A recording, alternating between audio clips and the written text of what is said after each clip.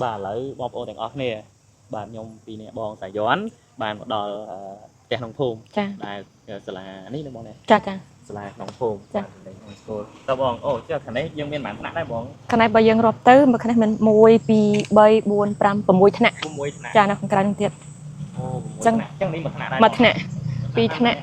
anh ấy sam sập pi nè cha sam sập pi nè miền quê lơ kề phong cậy nương phong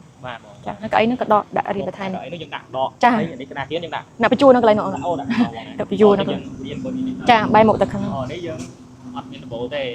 được kia cha anh ấy mà thằng đại cha đây cầm rạch đang thông đá sao cầm rạch đang thông thằng bị đập pi ở chỗ nó pi ở chỗ thì đập pi năm là họ đập 7 năm cha đây mà thằng cha anh ấy sample nè xong sample nè cho pizza cô đã dân bên nước thì giờ ông lấy bàn tay chạy đánh không cao việt phi trong nguồn 5 ngày nó bị ngày chăn đó ngày sau nó có dân châu pizza ngày và hoa ngày sau dân có châu trong này đang tu tơ đàn để chỉ việc quan đang phải than rồi có cái dụ đang sinh trên này đang tu tơ anh chẳng cha vì thế này anh ấy bay thả đó này ổn bây giờ rồi anh ấy thả tôi anh ấy pi 5 khô anh ấy cũng 1 khô đó 4 khô 10 năm anh ấy miền tam cầm rạch anh ấy 50 ปีเนี่ยนี่จ้าប៉ុន្តែគាត់បំបែងការវិភាគពីថ្ងៃឆ្លាស់គ្នាចា25បាទចាអានេះចាអានេះមួយថ្នាក់ទៀតនេះថ្នាក់ធំដែរពួកសិស្សពាក្យចឹងអនុវិទ្យាល័យពីថ្នាក់ពួកគាត់រៀនអាយុពី15ដល់22ឆ្នាំហ្នឹងបាទគឺយើងនៅណាមួយថ្នាក់ទៀតនៅ2ថ្នាក់ទៀតណាចាអានេះមួយថ្នាក់ទៀតចានេះច្រើនដែរនេះជិត40នាក់ដែរនេះចានេះ38នេះចាយើងនេះក៏ខូចចាអូបាទតស៊ូហើយតែចិត្តចឹងសរុបសោះទាំងអស់ដែលមករៀននៅទីតាំងនេះប្រហែលអ្នកដែរបងសរុបបើគាត់ជាម៉ោងទី1យើងពួកគាត់ចេញពីសាលារដ្ឋមកពីម៉ោង 5-10 នាទីមកដល់កន្លែងនេះចាប់ផ្ដើមពីម៉ោង 5-10 នាទីដល់ម៉ោង 6-10 នាទីយើងមានទាំងអស់សរុបទាំង6ថ្នាក់នេះ160ជាងអានេះម៉ោងទី1ណាអូន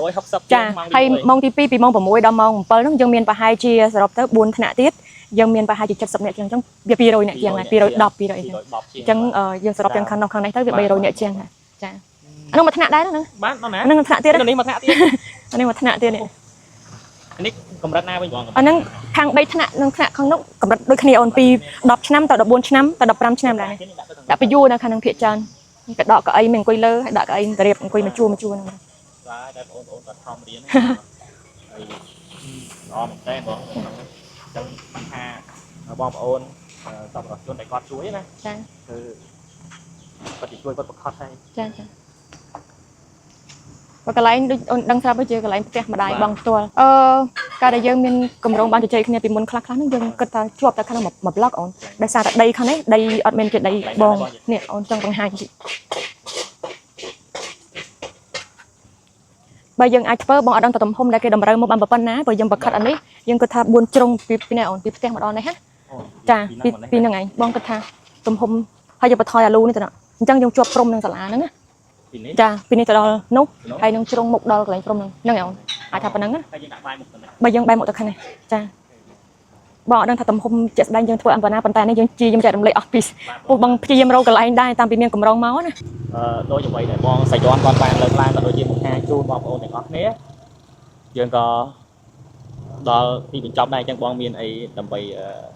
ថ្លែងអំណរគុណដល់ឬក៏មានការសំណូមពរអីជូនដល់សប្បុរសជនចា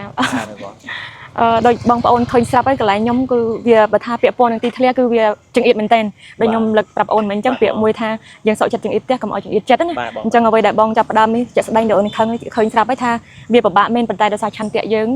ចូលចិត្តចែករំលែកអញ្ចឹងក្មេងនៅក្នុងសហគមន៍នេះក៏គាត់មានការប្រឹងប្រែងតាមនឹងដែរអញ្ចឹងបើសិនមានសប្បុរសជនឬក៏ម្ចាស់ជំនួយណាក៏ដោយដែលគាត់មានចិត្តចង់ជួយមិនថាជាថវិកាមិនថាជាសម្ភារៈអីក៏ដោយពួកយើង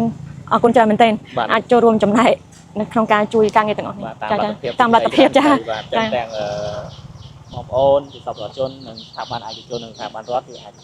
ជួយបានចាយើងដល់ទីបញ្ចប់ហើយបាទសូមអរគុណនិងសូមជម្រាបលាបាទហ្នឹងហើយបន្ទាប់ពីបានជួបជាមួយនឹងបងសៃយ័នដែលគាត់គឺជាអ្នកគ្រប់គ្រងនៅសាលា Village Home School នេះដែលស្ថិតនៅតំបន់ស្រះស្រង់នេះអញ្ចឹងដូចអ្វីដែលគាត់បានរៀបរាប់អំពី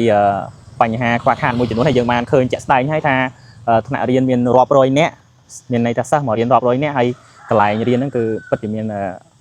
ការខ្វះខាតមែនតើ ដូច្នេះហើយខ្ញុំគិតថាថាវិការដែលយើងសល់ពីបណ្ណាល័យរនតាឯកយើងអាចយកមក make up នៅកន្លែងនេះមានន័យថាយើងអាចយកមកបង្កើតទៅជា